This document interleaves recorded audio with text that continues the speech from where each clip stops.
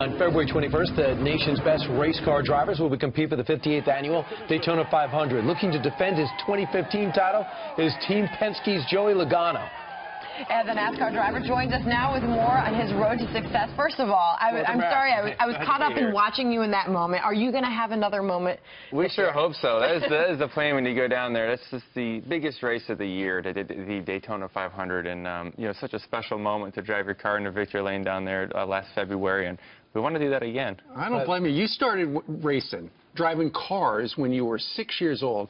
How old were you when you first went 100 miles an hour by yourself? Oh, that's a tough question. I was probably 13 or 14. Oh, in a race car, though. In a race car. Okay. So it's okay, yeah. On a track, right? On a track, yeah. So, Joey, what did you learn about last year that you're going to try to replicate this year as you look at the race? You just mentioned to me that you watch all your tapes back, just like a quarterback watches his season. And Brian watches himself at night, yeah. And so each racetrack is very different, and you have to learn that discipline of driving that works for you. When we go to Daytona or Talladega, it's super speedway, so the cars you see right there in a big pack.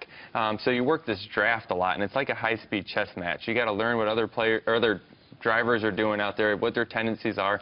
You got to work with your spotter, who's the guy on top of the grandstands that's telling you where things are. You got to just keep learning and moving forward with how we do that. And I think we learned a lot last year on how to race on these speedways, and obviously we had success, so we're ready to go again. Even though you won last year, what was one mistake you made last year? There is plenty. After I rewatched the race, I rewatched it a couple weeks ago, and you know, it's funny is I know how it's going to go, and I still get nervous watching it because I know it's going to end. But I'm still really nervous. I'm sweating about it. But I see just different moves. You know, maybe I blocked the wrong car, or I made the wrong move at certain points during the race that I can definitely clean up. So it's just all about fine-tuning it. You know, it's not reinventing the wheel at this point. It's just fine-tuning a little bit. So what do you do to prepare for a race? I mean, is there a pregame meal? What's involved with your? I pretty much eat whatever I can because it's 3.5 hours on a race car. So you know, carbo load. Yeah, exactly.